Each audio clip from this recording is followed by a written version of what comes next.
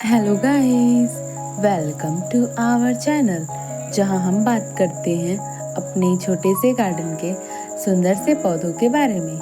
आज हम बात करेंगे एक ऐसे परमानेंट प्लांट के बारे में जो बहुत ही कम केयर में चल जाता है और ढेर सारे फूल हमें देता है, वो भी पूरे साल। बस हमें थोड़ी सी केयर करने की ज़रूरत पड़ती है। इवन ये सर्दियों में भी ढेर सारी फ्लावरिंग करता रहता है। तो हम बात कर रहे हैं सदाबहार यानी विनका की।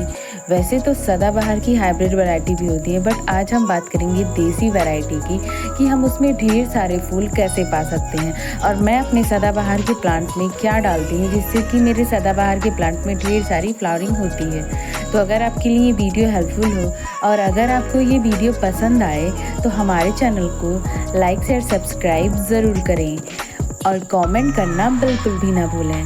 Thanks for watching. वैसे तो बहुत सारे ऐसे प्लांट हैं जो साल भर फ्लावरिंग करते हैं, मतलब कि पूरे साल हमें उससे फूल मिलते हैं। बट उन्हीं में से एक ऐसा प्लांट है सदाबहार का जिसमें सर्दियों में भी भर भर के फ्लावरिंग होती है।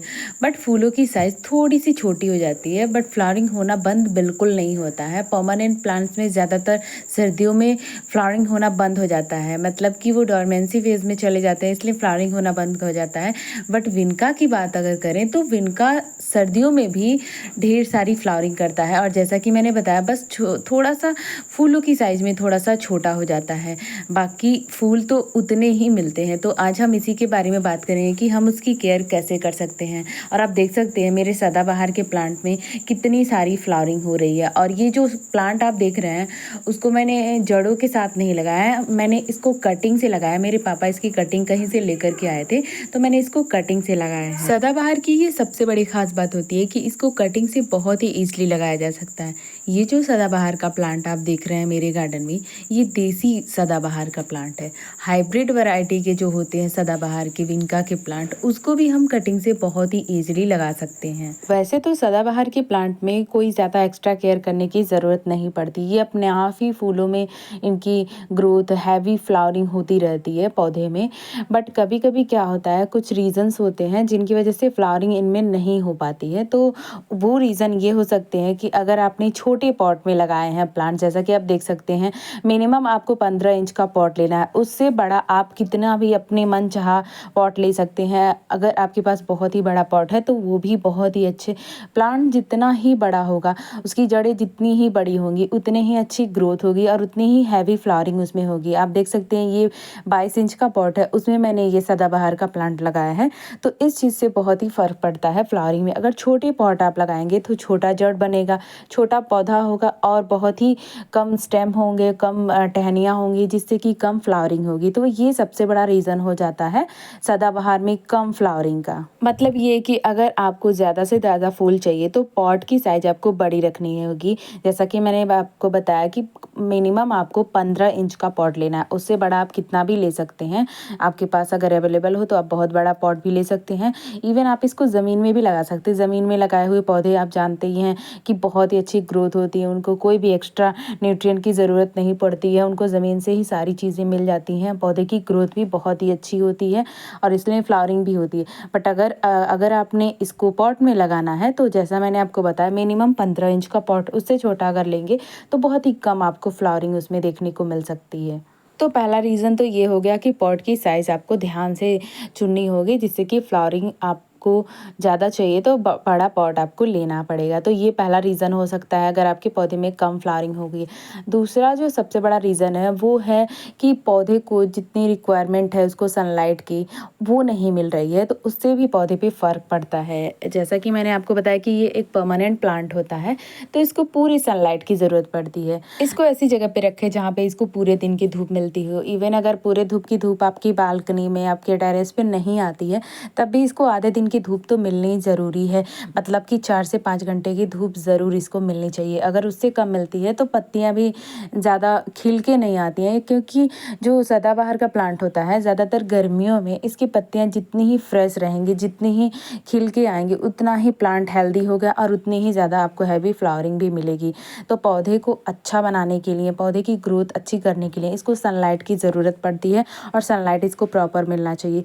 तो दूसरा ये बड़ा रीज़न हो सकता है अगर आपके आपके प्लांट में फ्लावरिंग नहीं हो रही है और अगर आपको फ्लावरिंग चाहिए तो इसको ऐसी जगह पे रखें जहाँ पे इसको पूरे दिन की धूप यानी 4 से 5 घंटे की धूप तो ज़रूर मिलनी चाहिए, तभी आपको अच्छे से फ्लावरिंग सदाबहार के प्लांट में मिल सकती है। नेक्स्ट जो काम करना है आपको, जैसा कि मैंने आपको बताया कि अगर आपने ज़मीन में लगाए हैं विनका के प्लांट तो उसमें फ्लावरिंग होनी मस्ट है, मतलब कि उसको एक्स्ट्रा किसी न्यूट्रिएंट की ज़रूरत नहीं पड़ती है, वो अपने आप ही फ्लावरिंग करते हैं, अपने आप ही ग्रोथ होने लगती है।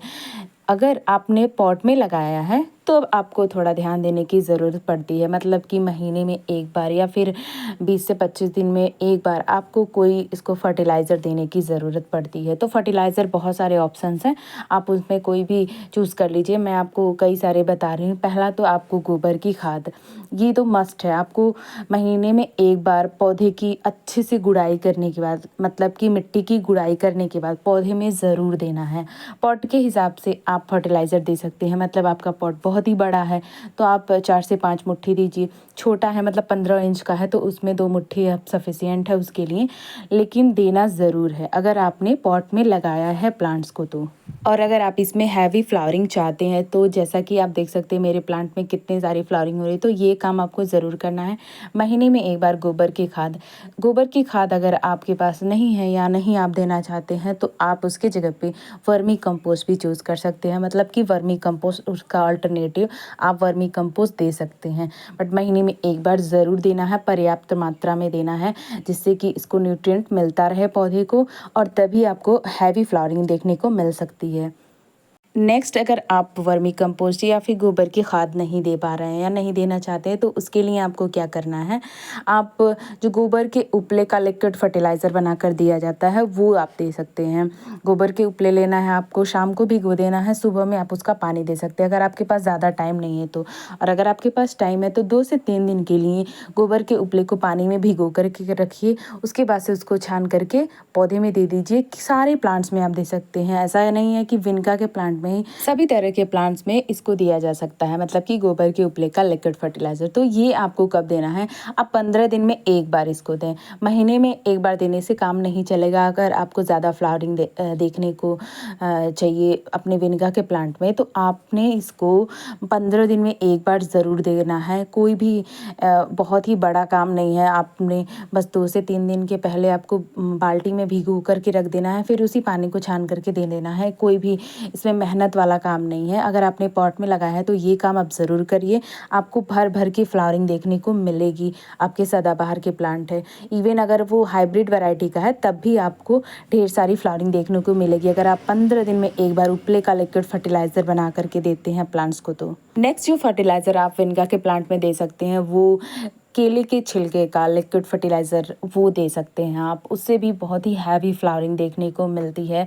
मैं अपने ये जो विनका का प्लांट है उसमें अगर मैं नहीं लिक्विड फर्टिलाइज़र बना करके देती हूँ तो उस केले के जो छिलके होते हैं उनके छोटे छोटे पीसेस करके मैं मिट्टी में दबा देती हूँ। ज़्यादा आपको मेहनत करने की ज़रूरत नहीं है। अगर आपने लिक्विड फर्टिलाइज़र बना करके नहीं दे सकते या टाइम नहीं है तो आप उनके जो छिलके हैं उनका छोटे छोटे पीसेस में करके मिट्टी में साइड साइड से मिट्टी हटा करके उसमें दबा दीजिए।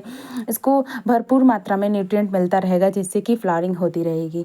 और आप देख सकते हैं वीडियो में मैं इनके जो पीले पीले पत्ते हैं उनको निकाल रही हूँ, तो ये भी एक काम आपको करते रहना है कि जो सूखे पत्ते हैं उनको निकालते रहना है। इससे भी पौधे की ग्रोथ अच्छी होती है। जो सूखे पत्ते होते हैं, पीले पत्ते वो निकल जाते हैं तो फ्रेश लीव्स आती हैं, फ्रेश स्टेम आते हैं।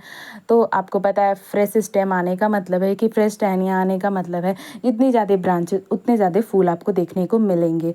तो ये काम भी आपको साथ साथ करते चलना है। फर्टिलाइज़र के साथ साथ ये सारी जो छोटी छोटी चीज़ें हैं उन सबको भी आपको फॉलो करना है। फर्टिलाइज़र में मैंने आपको बताया 4 ऑप्शन, चारों में से आप कोई भी पिक कर सकते हैं, किसी को भी आप दे सकते हैं। बट वहीं जब बात करें ये जो 2 मैंने लास्ट में लिक्विड फर्टिलाइज़र बनाया, बनाना पील फर्टिलाइज़र और उपले का पानी, तो वो अगर आप देते हैं तो 15 से 20 दिन में एक बार ज़रूर दे दें। गोबर की खाद या वर्मी कंपोस्ट अगर देना है तो उसको महीने में एक बार पौधे के लिए सफिशिएंट होता है वो। नेक्स्ट जो रीज़न हो सकता है पौधे में ज़्यादा फ्लावरिंग ना होने का, वो है पौधे की ग्रोथ या फिर पौधे में ज़्यादा ब्रांचेस का ना होना। अगर पौधा छोटा है, बहुत ही कम स्टेम वाला है, कम टहनी वाला है, तो उसमें भी कम, जितनी ज़्यादा ब्रांचेस होंगी प्लांट्स में, उतनी ज़्यादा आपको हैवी फ्लावरिंग देखने को मिलेगी। तो इसलिए अगर पौधा आपका छोटा है, तभी से आपने इसको पिंचिंग कर देनी है, जिससे कि पौधा आपका बहुत ज़्यादा ब्रांचेस निकाले और बहुत ज़्यादा इसमें फूल बने। आप देख सकते हैं कि ये जो दो तीन प्लांट्स आप देख रहे हैं, ये अपने आप ही ग्रो हुए हैं। मतलब कि एक बार आपको विनका के प्लांट को लगाने की ज़रूरत है, वो अपने आप ही प्लांट्स तैयार कर लेते हैं, उनके सीड्स बनते हैं, खुद ही गिरते हैं और खुद ही ग्रो हो जाते हैं। आप देख सकते हैं 3 प्लांट्स अपने आप ही ग्रो हुए हैं इसी पॉट में। इसको हम निकाल करके शिफ्ट भी कर सकते हैं किसी बड़े पॉट में, और अगर आपने नहीं लगाना है तो आप निकाल करके फेंक दीजिए। मतलब कि इस पॉट में नहीं रहना चाहिए, क्योंकि इसकी भी जड़ें बढ़ेंगी, पौधा बड़ा होगा तो जो बड़े वाले प्लांट्स हैं उनके न्यूट्रिएंट ये प्लांट्स के रूट्स ले लेंगे। तो इसलिए इनको हटा करके आपने अगर इसको कोई पौधा बनाना है तो दूसरे पॉट में आप शिफ्ट कर सकते हैं, अदरवाइज़ आप इसको निकाल करके फेंक सकते हैं। तो सदाबहार की ये खासियत होती है कि वो अपने आप ही प्लांट्स बना लेते हैं। आपको बस एक बार अपने गार्डन में इसको लाने की ज़रूरत है, उसके बाद से ये अपने आप ही प्लांट्स बनाने लगते हैं और आपको ढेर सारे प्लांट्स फ्री में ही मिल जाते हैं। तो ये भी एक विनका यानी सदाबहार की अच्छी क्वालिटी है कि एक ही प्लांट से ढेर सारे प्लांट्स बन सकते हैं। अब बात कर लेते हैं कि विनका में हमें कितना पानी देना चाहिए, किस तरीके से पानी देना चाहिए कि प्लांट्स एकदम हेल्दी रहे और फ्लावरिंग में उसमें बहुत अच्छे से हो। तो ये भी एक रीज़न हो सकता है फ्लावरिंग ज़्यादा ना आने का, कि हम प्लांट्स में भर भर के पानी दे रहे हैं, कि पौधे की जो जड़ें हैं वो गल सी जा रही हैं और पौधे में ब्रांचेस नहीं बन पा रही हैं, ग्रोथ नहीं पौधे में हो पा रही है, तो इस कारण से इसमें फ्लावरिंग नहीं हो पा रही है। तो ये भी एक सबसे बड़ा रीज़न हो सकता है फ्लावरिंग ना होने का। तो सदाबहार का प्लांट ऐसा होता है कि पूरी गर्मी में भी इसको ओवर वाटरिंग बिल्कुल भी नहीं करनी है। इवन अगर तेज़ गर्मी, तेज़ धूप है, तभी भी आपको ओवर वाटरिंग नहीं करनी है, कि मतलब हमेशा उसमें पानी भरा होना चाहिए, मॉइस्चर बना होना चाहिए। ये इस चीज़ का आपको ध्यान देना है कि मॉइस्चर उसमें हमेशा बना रहे, मिट्टी पूरी तरीके से ड्राई ना हो, क्योंकि पूरी तरीके से ड्राई हो जाएगी तो पौधा एकदम से मुरझा सा जाएगा। एक ही दिन में मुरझा जाता है अगर एकदम से ड्राई हो जाती है। तो मॉइस्चर उसमें हमेशा बना करके रखें, बट ओवर वाटरिंग बिल्कुल भी ना करें और पौधे को एक सपोर्ट ज़रूर दें। जैसा कि आप देख सकते हैं कि जब इसमें हैवी फ्लावरिंग होती है और थोड़ी सी ज़्यादा ब्रांचेस हो जाती हैं, तो पौधा एकदम से सिकुड़ने लगता है, मतलब एकदम से गिरा हुआ हो जाता है प्लांट्स। तो इसलिए इसको सपोर्ट ज़रूर दें और पानी, जैसा मैंने आपको बताया कि मॉइस्चर हमेशा बना रहे, बट ओवर वाटरिंग बिल्कुल भी नहीं करना है। तो इन सारी चीज़ों से आपको हैवी फ्लावरिंग सदाबहार में देखने को मिल सकती है।